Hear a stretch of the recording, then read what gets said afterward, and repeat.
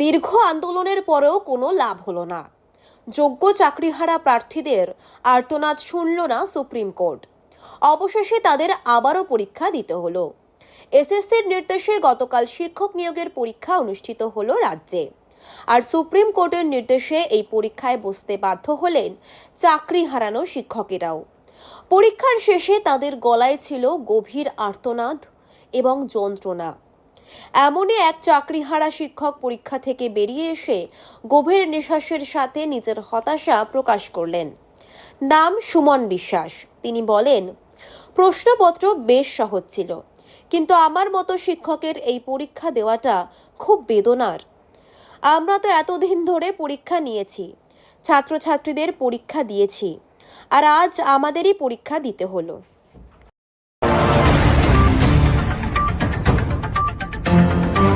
দক্ষিণবঙ্গে ঝড় বৃষ্টির দাপট কমলেও পুরোপুরি থেমে যায়নি। এ রাজ্যের উপরে এখন মৌসুমী অক্ষরেখা নেই, তবে সপ্তাহের মাঝামাঝি সময় থেকে ঝড় বৃষ্টির পরিমাণ আবারও বাড়তে পারে। কলকাতা সহ দক্ষিণের প্রায় সব জেলাতেই সতর্কতা রয়েছে, কিন্তু গোটা সপ্তাহ জুড়েই চলবে দুর্যোগ উত্তরবঙ্গে। আলিপুর আবহাওয়া দফতর সূত্রে খবর, কলকাতা সহ দক্ষিণের সব জেলায় রবিবারের পরে সোমবারও বিক্ষিপ্তভাবে হালকা বৃষ্টির সম্ভাবনা রয়েছে। তবে জেলার সব জায়গায় বৃষ্টি হবে না, কিন্তু ভারী বৃষ্টির সম্ভাবনা কোথাও নেই। মঙ্গলবারও দক্ষিণের সব জেলায় রয়েছে এই একই পূর্বাভাস। তবে বুধবার এবং বৃহস্পতিবার হলুদ সতর্কতা জারি করা হয়েছে কলকাতা সহ দক্ষিণের সব জেলায়। হালকা থেকে মাঝারি বৃষ্টির পাশাপাশি ঘন্টায় 30 থেকে 40 কিলোমিটার গতিতে দমকা ঝোড়ো হাওয়া বইতে পারে। দক্ষিণের জেলায় আগামী শনিবার পর্যন্ত ঝড় বৃষ্টির সম্ভাবনা থাকলেও এখনো সতর্কতা জারি করার মতো কোনো পরিস্থিতি তৈরি হয়নি।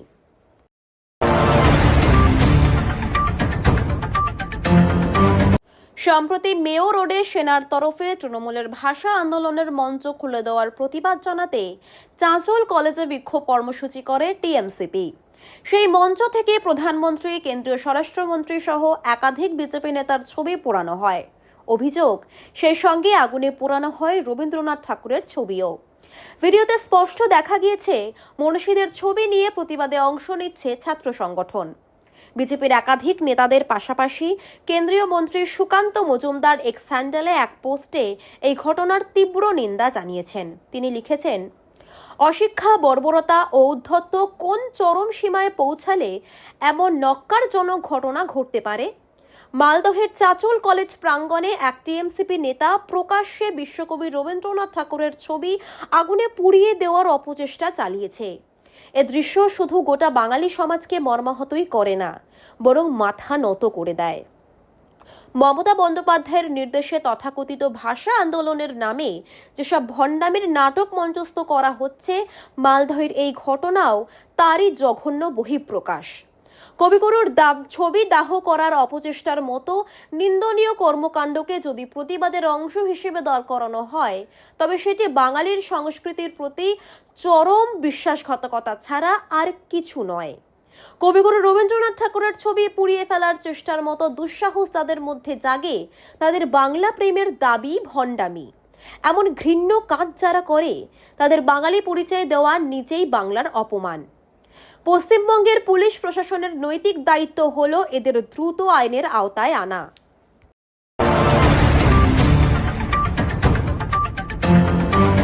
প্রায় 8 বছর পর গতকাল হলো এসএসসি পরীক্ষা।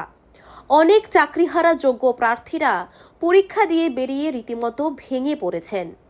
এবার 2016 সালে পরীক্ষা দিয়ে 1 নম্বর র্যাঙ্ক করা এক তরুণী সামনে এলেন। 1 নম্বর র্যাঙ্ক করলেও আজ তিনি চাকরিহারা। 2016 প্যানেল বাতিল হওয়ায় যোগ্য চাকরিহারাদের তালিকায় জুড়েছে তার নামও। গতকাল আবারও তিনি পরীক্ষা দিতে গিয়েছিলেন, তবে এবার পরীক্ষা দিয়ে বেরিয়ে ভেঙে পড়েছেন তিনি।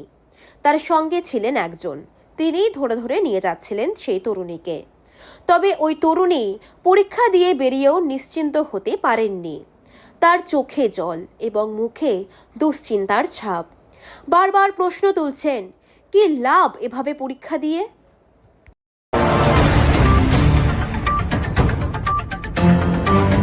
গোটা রাজ্য এখনো তোলপাড় এসএসসি কেলেঙ্কারি নিয়ে। আর রাজ্যে এই বিষয়ে বিতর্ক যখন তুঙ্গে, ঠিক তখনই নতুন করে আলোচনার কেন্দ্রবিন্দুতে এলো শিক্ষকদের প্রাইভেট টিউশনের বিষয়টি। সম্প্রতি কলকাতা হাইকোর্ট এক যুগান্তকারী নির্দেশ দিয়ে জানিয়েছে, সরকারি স্কুলের শিক্ষকদের প্রাইভেট টিউশন বন্ধ করতে হবে। ফলে চিন্তার ভাঁজ পড়েছে বহু শিক্ষকের কপালে। দীর্ঘদিন ধরেই অভিযোগ উঠেছিল যে স্কুলের দায়িত্ব ফাঁকি দিয়ে প্রাইভেট টিউশনি করছেন অনেক সরকারি শিক্ষক। এবার সেই বিষয়ে কলকাতা হাইকোর্টে একটি মামলা দায়ের করা হয়। আর সেই মামলার শুনানিতে আদালত কড়া পদক্ষেপ নেওয়ার ইঙ্গিত দিয়েছে শিক্ষকদের প্রাইভেট টিউশনের বিরুদ্ধে। দুদিনের মধ্যেই আদালতের নিয়ম লঙ্ঘনকারী শিক্ষকদের একটি তালিকা জমা দেওয়ার নির্দেশ দেওয়া হয়েছে।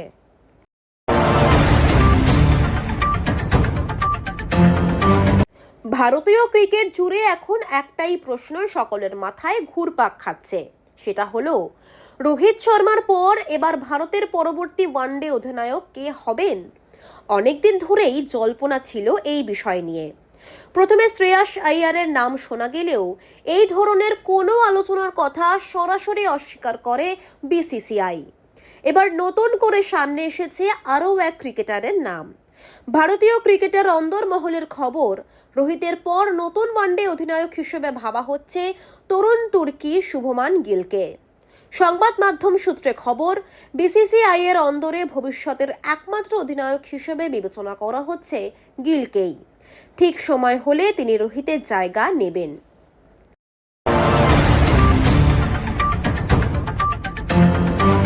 পরিকল্পিতভাবে দীর্ঘক্ষণ ধরে গ্রামের প্রবেশপথ আটকে রেখে ঘটানো হয়েছে গণপিটুনির ঘটনা। আক্রান্তদের বাড়িতে অগ্নিসংযোগের পর দমকলের গাড়িও আটকে দেওয়া হয়েছে। নদিয়ার তিহট্টের ঘটনার 24 ঘন্টার মাথায় এবার এমনটাই দাবি পুলিশের। ওই ঘটনায় ইতিমধ্যে গ্রেফতারও করা হয়েছে একজনকে। অন্যদিকে যে শিশু মৃত্যুর ঘটনা ঘিরে এত উত্তেজনা, সেই ঘটনায় জড়িত সন্দেহে গ্রেফতার হয়েছেন 4 জন। পুলিশ সূত্রে জানা গিয়েছে, ধৃতদের নাম ছোট্টু মণ্ডল, কার্তিক মণ্ডল, সুচিত্রা মণ্ডল এবং সুপ্রিয়া ভৌমিক। গতকাল আদালতে হাজির করানো হয়েছে ধৃতদের। গণপিটুনির ঘটনায় যুক্ত থাকার অভিযোগে পুলিশ গ্রেফতার করেছে সৌম্যজিৎ বিশ্বাস নামে আর একজন যুবককেও। ঘটনায় আরও কেউ জড়িত রয়েছেন কিনা তদন্তকারীরা তাও খতিয়ে দেখছেন।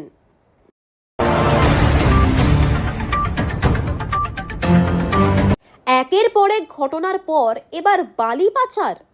এই প্রথম ইডি নামলো বালি পাচার তদন্তে। আজ 7 সকালে একযোগে ঝাড়গ্রাম এবং বেহালায় অভিযান চালায় ইডি। ঝাড়গ্রামে ইডি যে ব্যক্তির বাড়িতে তল্লাশি চালাচ্ছে তিনি বালির ব্যবসার সঙ্গেই যুক্ত। ঝাড়গ্রামের পাশাপাশি বেহালার জেমস লং সরণিতেও চলছে তল্লাশি চালানো হচ্ছে জিডি মাইনিং নামে একটি সংস্থায়। ওই সংস্থাটি যুক্ত বালির ব্যবসার সঙ্গে। এই সংস্থার আরেকটি অফিস রয়েছে বিধাননগর সেক্টর 5-এ। পাশাপাশি ইডি হানা দিয়েছে কল্যাণীতেও।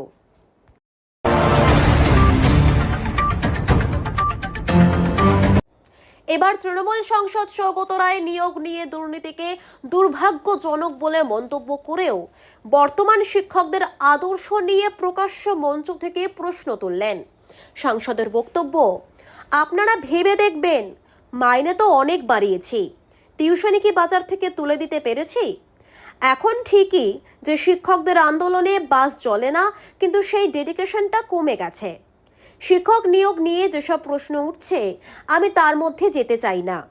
এটা খুব দুর্ভাগ্যজনক যে আমাদের দেশে এটা হচ্ছে। উত্তর 24 পরগনার বরানগর পুরসভার 33 নম্বর ওয়ার্ডে শিক্ষক দিবসের দিন অনুষ্ঠানে এই বিতর্কিত মন্তব্য করেন দমদমে তৃণমূল কংগ্রেস সাংসদ। ইতিমধ্যেই সেই ভিডিও ভাইরাল হয়েছে গোটা নেটপাড়ায়।